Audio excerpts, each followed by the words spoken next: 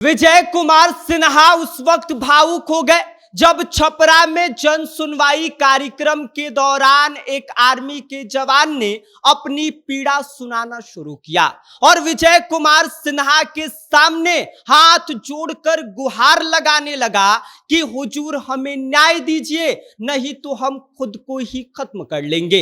एक आर्मी का जवान जो देश की रक्षा करता है वो विजय कुमार सिन्हा के सामने फुट फुट कर रोने लगता है। उसकी आंखों से आंसू रुकने का नाम नहीं लेते हैं। इस दौरान आपको बता दें कि वो आर्मी का जवान विजय कुमार सिन्हा जी से ये शिकायत करता है कि साहब हम दर दर भटक भटक कर थक चुके हैं, परेशान हो चुके हैं, लेकिन कहीं पर भी न्याय नहीं मिल रहा है। बड़ी आस से आपके पास आए हैं कि आप हमें न्याय दिलाएंगे। इसके बाद जो कुछ विजय कुमार सिन्हा उस जवान के लिए करते हैं, जो कुछ न्याय दिलाने के लिए करते हैं, वो सुनकर देखकर आप भी विजय कुमार सिन्हा जी के लिए ताली बजाने लगेंगे और ये कहने लगेंगे कि ऐसे होता है ऑन द स्पॉट फैसला।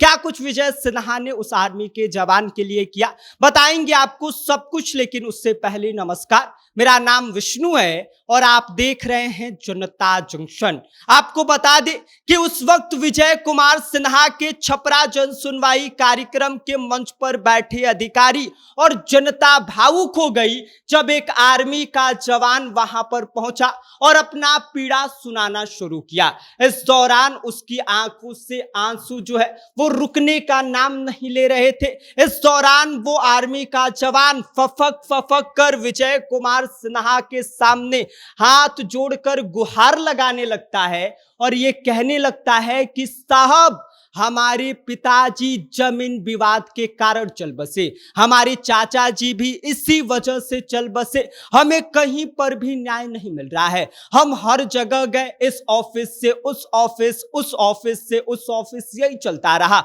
बस जाते गए, वापस आते गए, लेकिन कहीं पर भी हमें न्याय नहीं मिला। हम थक चुके हैं, हमारे हाथ सिर्फ निराशा ही लगी है। आपसे हमें उम्मीद है कि आप हमारा न्याय करेंगे और अगर हमारा न्याय नहीं होगा, हमें न्याय नहीं मिलेगा, तो हम खुद को ही खत्म कर लेंगे। और जैसे ही ये शब्द आर्मी के जवान के मुंह से विजय कुमार सिन्हा सुनते हैं, उनकी आवाज भारी होने लग जाती है। विजय कुमार सिन्हा खुद इस दौरान भावुक हो जाते हैं और उस आर्मी के जवान को यह समझाने लगते हैं कि इतनी जल्दी तुम्हें टूटना नहीं चाहिए। देश का जवान हो, तुम देश की रक्षा करते हो, तुम्हारे घर पर बीबी और बच्चे तुम्हारा इंतजार कर रहे होंगे, तुम्हें हार नहीं मानना चाहिए। इसके बाद विजय कुमार सिन्हा बगल में बैठे डीएम साहब को फटकार लगाते हैं और ये कहते हैं कि इस आर्मी के जवान की जो भी समस्या है उसका निराकरण होना चाहिए, जल्दी से जल्दी इसकी समस्या का समाधान होना चाहिए,